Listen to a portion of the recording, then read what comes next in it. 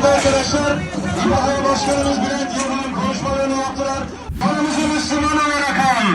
Bizleri Salihler topluluğuyla birlikte hoş söyle. Gazze'deki kardeşler.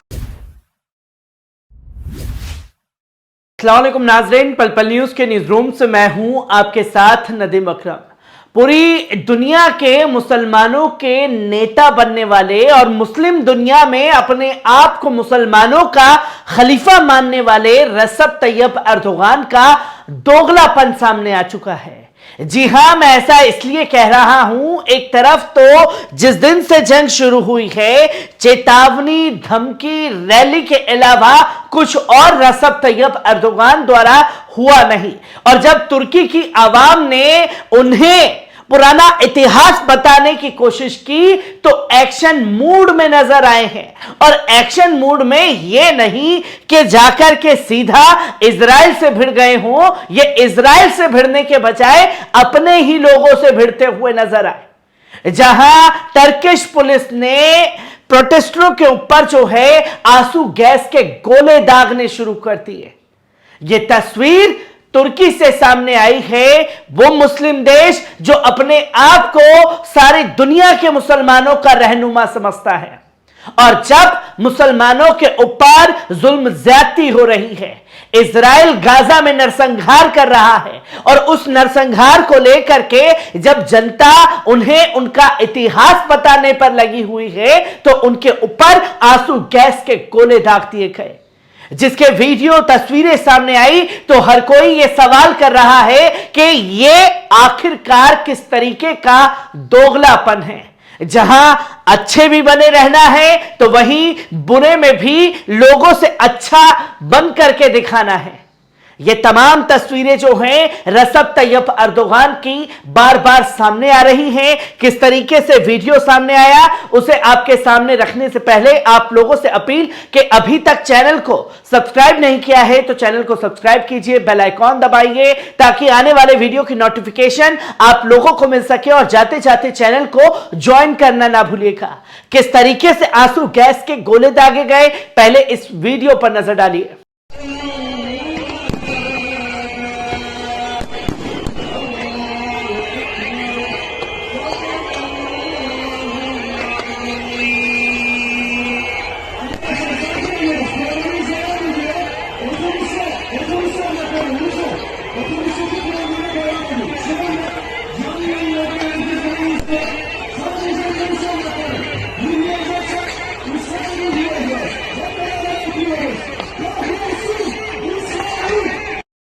दोस्तों, ये video कहीं फ्रांस का नहीं, जर्मनी का नहीं, ब्रिटेन का नहीं, अमेरिका का नहीं, बल्कि ये टर्की का वीडियो है। जहां इजराइल के खिलाफ बड़ी बड़ी दलीलें देने का काम तो रजब तैयब अर्दोगान द्वारा दिया जा रहा है। जहां उन्हीं की जनता ने यह बताया उन्हें कि 2010 में जब इजराइल ने इस तरीके से गाजा पर हमले किए थे तो हमारी फोर्स जो कि इर्लिक एयरबेस है उसने जाकर के वहां पर मोर्चा संभाला था। तो इस बार यह काम क्यों नहीं किया गया? और जनता ने उसी एयरबेस के बाहर जो है प्रोटेस्ट करना शुरू कर दिया, जो कि एक मैसेज रजब तैयब अर्दोगान को दिया गया, जिसके चलते वहां आंसू गैस के गोले दाग दिए गए। किस तरीके से लोग अपनी आंखों के ऊपर कपड़ा बांध करके वहां से भागते हुए दिखाई दिए हैं, इस वीडियो पर भी नजर डालिए।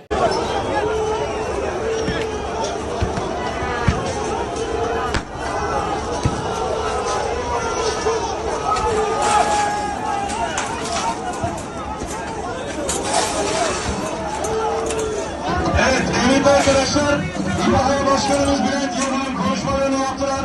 Programımız burada nihayete ermiştir. Sükunetle alandan ayrılıyoruz.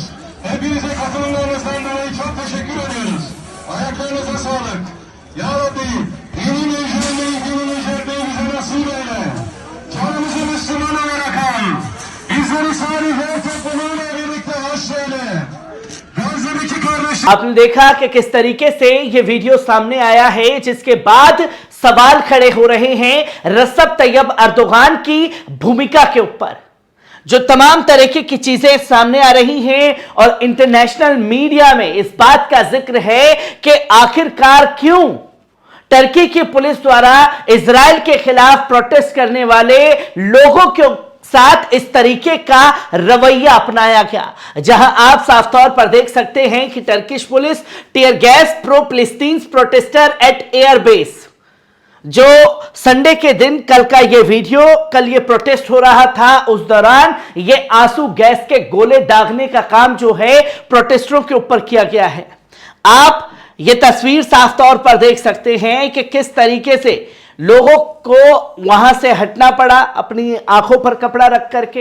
ये तमाम चीजें सामने हैं, वीडियो आपके सामने है, क्या कुछ आर्टिकल में रखा है वो भी आपके सामने है कि क्यों इस जगह पर प्रोटेस्ट हो रहा था, जिसके बारे में खास तौर पर तवज्जो देकर के छापा गया है, जहां यह बताया गया है कि तुर्की में इस्लामिक एयरबेस के बाहर विरोध प्रदर्शन IHH मानवतावादी राहत कोष द्वारा आयोजित किया गया था, जहां तुर्की के इस्लामिक एयरबेस के बाहर हजारों की संख्या में प्रोटेस्टर जो हैं वो जमा हुए थे, जिसने 2010 में गाजा में एक फ्लोटिला का नेतृत्व किया था, जिससे इजरायली हमले हुए थे, जिसमें 10 नागरिकों की मौत हुई थी, जो कि 2010 की उस कहानी को याद दिलाया जनता ने, जब गाजा के ऊपर हमला किया गया और उस दौरान किस तरीके से इस्लामिक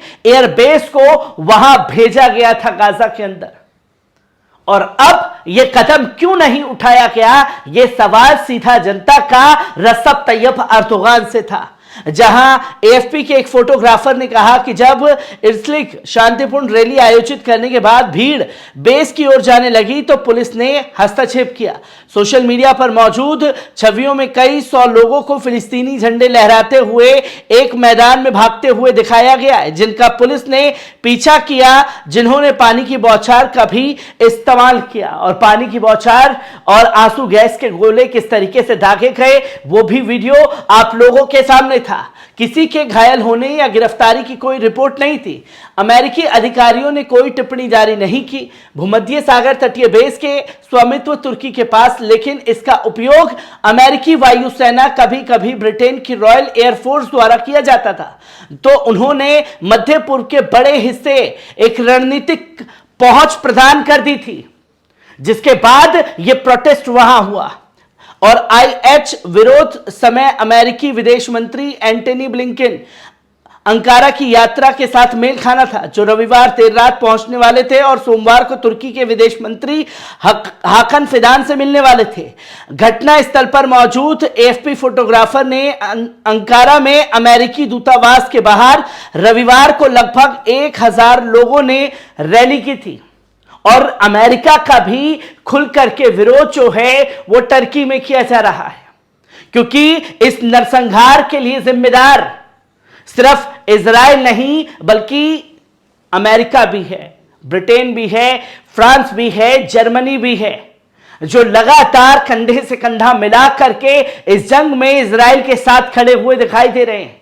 और उससे भी बड़े जिम्मेदार हैं मुस्लिम हुक्मरान, रसब तैयब अर्दोगान जैसे लोग, जो बड़ी बड़ी दलीलें तो देते हैं, पर जब उन दलीलों को एक्शन में बदलने का वक्त आता है तो कहीं दिखाई नहीं देते, सिर्फ चेतावनी, धमकी और के अलावा कुछ नहीं। और कुछ मुस्लिम देश सिर्फ बैठक पर बैठक किए जा रहे हैं। तो रहनुमा बनने की कोशिश रसब तैयब अर्दोगान कर रहे हैं, जहां धमकी, चेतावनी और एक्शन तो दिख रहा है, पर अपनी ही जनता के खिलाफ, जो इजराइल के खिलाफ प्रोटेस्ट कर रहे हैं।